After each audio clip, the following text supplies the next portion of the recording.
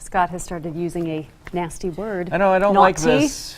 You know, and as I was driving home yesterday, I started thinking about it. When you start seeing all the fog at the low-lying areas, it's a bad sign. It is Fog a and bad sign. haze, it's the inversion, the dreaded inversion word, and indeed that has been the case. So we're going to explain how the inversion works. Remember the jet stream, we had all that cold air in place, and then came the snow in off the Pacific, and so the cold air north of the jet stream, warm air suppressed to the south. Here comes the snow. We had a good-sized storm system, bigger than I thought it would be, as we had warm air riding up and over the top of that cold air. So now you've got cold air in the valley, cold air is draining into the valley, and with snow on the ground, that cold air gets intensified. It's like having an ice cube on the ground, and so the cold air gets intensified. Now the jet stream is advancing north, supposed to bring warm weather in, right? But warm air lighter than cold air goes right over the valley, and that's why in the mountains, Boise County, we're getting temperatures in the mid-30s for highs. Even Stanley, Sun Valley will be in the 30s with beautiful weather, sunshine, warmer conditions. But in the valley, the cold air is locked in place. That cold air continues to drain in, and inside that bubble of cold air, we trap the pollution, because as the smoke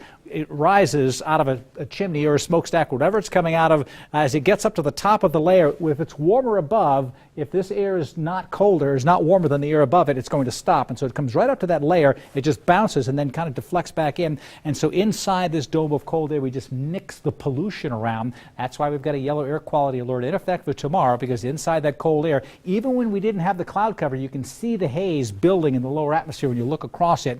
And you go up to the higher elevations, you'll see just a murky smog in the valley. That's really what it is. That smoke and fog means smog. And guys, that's what we're going to have for the next couple of mornings.